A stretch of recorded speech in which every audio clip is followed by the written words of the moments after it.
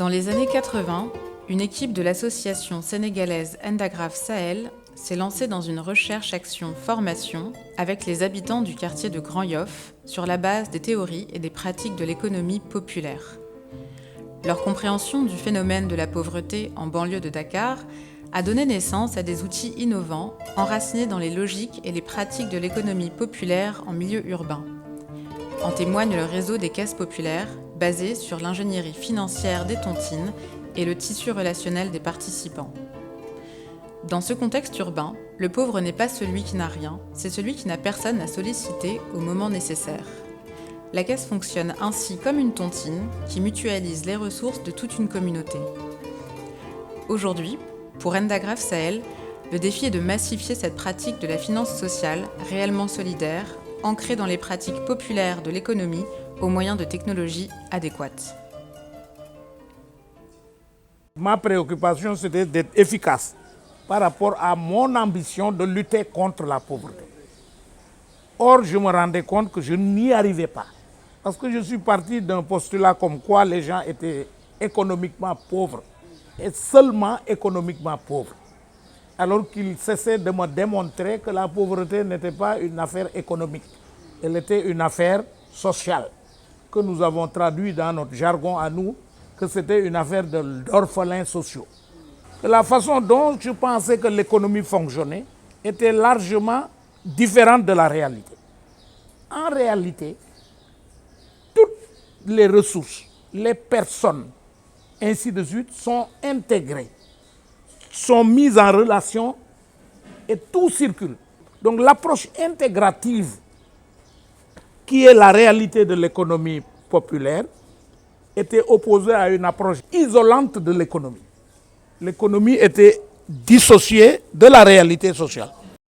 xaalis bi mi ngi ci biir nit ñi nekkul banque nekkul feneen waaye mi ngi ci biir nit ñi léegi ci biir nit ñi mu nekk nag tey exemple ma ne Aminata mii am na lu mu soxla du yaayam du papaam du jëkkëram du kenn ko koy jox mais nit ñi ñoo ko war a jox te xaalis bu weex àll moo nekk ci en 6 mois ma ubbee 6 mois am naa 30 à 35 millions yoo xam ne relation war na mun a tax nit ki la nga bëgg am nga am ko donc le jour ji ba ñuy jaayee carnet yi si lañ jógee le 5 jours après mu am presque plus de 200 membres yoo xamante ni adhéré nañ si affaire bi kon lii moo tax lii laa fexe woon ba dugg ci biir mutuelle bi fexe ba installé ko à Pikine donc soo leen gisee si une semaine 15 jours ma am 200 membres c'est parce que dañ fa fekkoon wure bi ma doon wure